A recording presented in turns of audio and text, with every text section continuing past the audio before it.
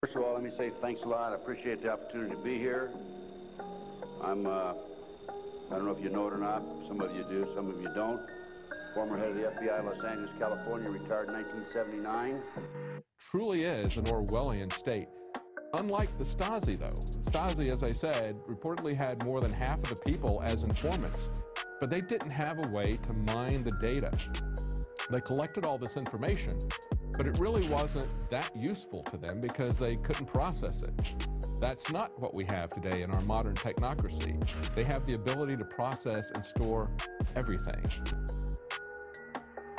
Half of the American public believe at least one conspiracy theory. The one they have all heard of is the story of a highly secret society, pulling the strings and controlling the course of world events.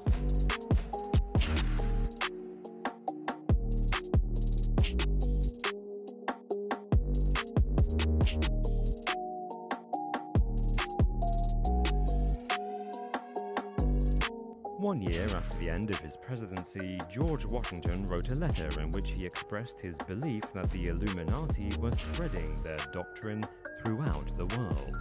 His letter was merely a part of the 1798 Illuminati scare in New England, when Federalists and Puritans believed that Thomas Jefferson's government and party had been infiltrated by the Illuminati and were plotting against America, religion, and morality.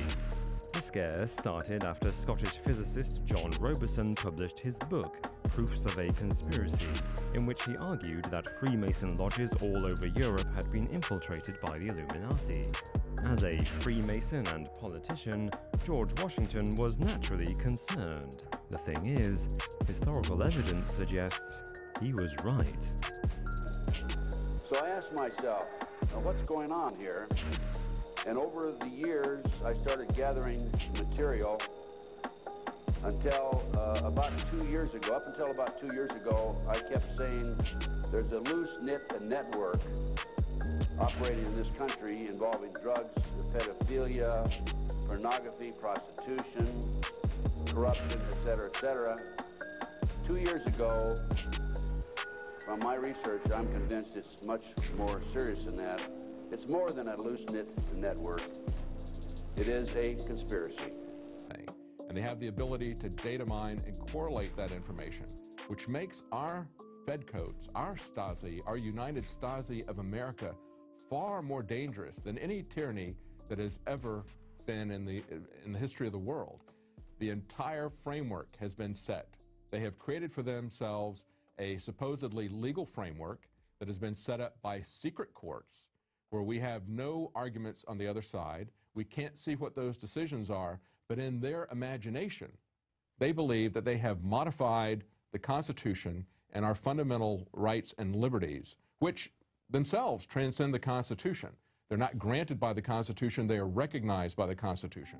But our government believes that they have fundamentally transformed the legal framework. They have the technological framework in position, and what we're looking at is a high-tech dictatorship potential that is unlike anything the world has ever seen in history. And shortly after my retirement, I was asked to investigate the Jeffrey R. McDonald case as a private investigator. He's a former Green Beret doctor who was convicted of murdering his wife and 2 children in Fort Bragg, North Carolina, February 17, 1970. I told him if I found out that he was guilty, I would no longer be on the case. I would drop my investigation. Much to my surprise, from the evidence that I read, information that I developed over a period of several years, I've established beyond any question of a doubt that this man is absolutely innocent. And on October 25, 1980, I obtained a signed confession from Helena Stokely, the girl in the floppy hat, if you know the case. By the way, there was a best-selling book, Fatal Vision, and a movie out on this. And the girl in the floppy hat said that Dr. McDonald did not commit those crimes. They were committed by my satanic cult group.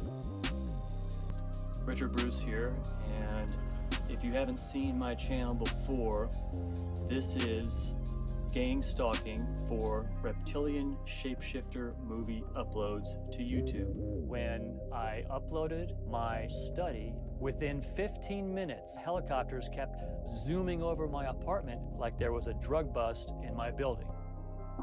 I go to the Van Nuys Police Department, I walk in, I say, this is my ID, this is my name. Are you following me, or do you have any knowledge of me being followed? Is there a reason for you to be followed, sir? No, there's not, but people are. Who's following you?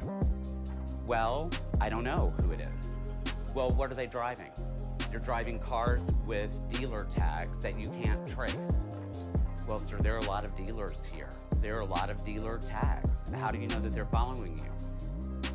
Very quickly, you see how crazy you sound. I've never been arrested. I've never had a DUI. Anything whatsoever.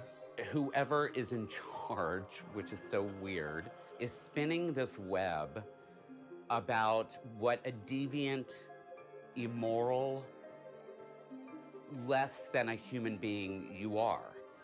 That's the only thing that I can think of that would get that many people in this collective effort to get rid of you. This happens to you enough, believe me, you will feel stress. You will get that feeling of helplessness. This is not just like a gang of random people just doing this for, you know, like randomly or without a plan. This is procedural.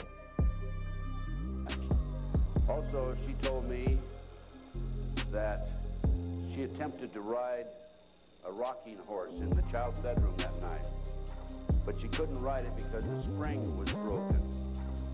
The only way she could have known that spring was broken was to have been there the night of the murders, February 17, 1970. Ladies and gentlemen, whatever our hopes may be for the future, there is no escaping either the gravity or the totality of its challenge, a challenge that confronts us in unaccustomed ways in every sphere of human activity.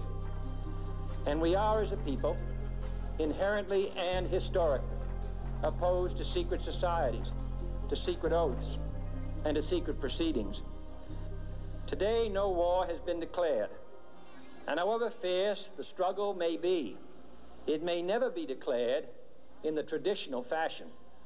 Before it imposes the self-discipline of combat conditions, it requires a change in outlook, a change in tactics, a change in missions by the people. For we are opposed around the world by a monolithic and ruthless conspiracy that relies primarily on covert means for expanding its sphere of influence. It is a system which has conscripted vast human and material resources into the building of a tightly knit, highly efficient machine that combines military, diplomatic, intelligence, economic, scientific, and political operations. With a wartime discipline, no democracy would ever hope or wish to match. That the size, the strength, the location have all been pinpointed to a degree sufficient to satisfy any foreign power. The publication of details concerning a secret mechanism, if I did not commend this problem to your attention and urge its thoughtful consideration. I have no easy answer to the dilemma that I have posed, and would not seek to impose it if I had one.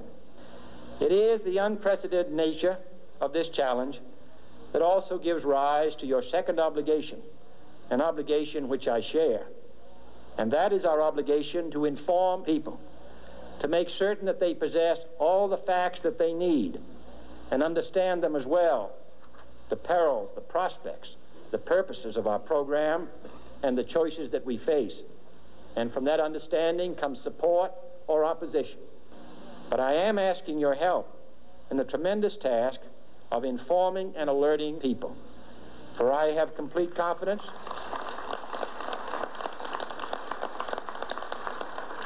in the response and dedication of our citizens whenever they are fully informed. For as a wise man once said, an error doesn't become a mistake until you refuse to correct it. And it means, finally, that government at all levels must meet its obligation to provide you with the fullest possible information outside the narrowest limits of national security.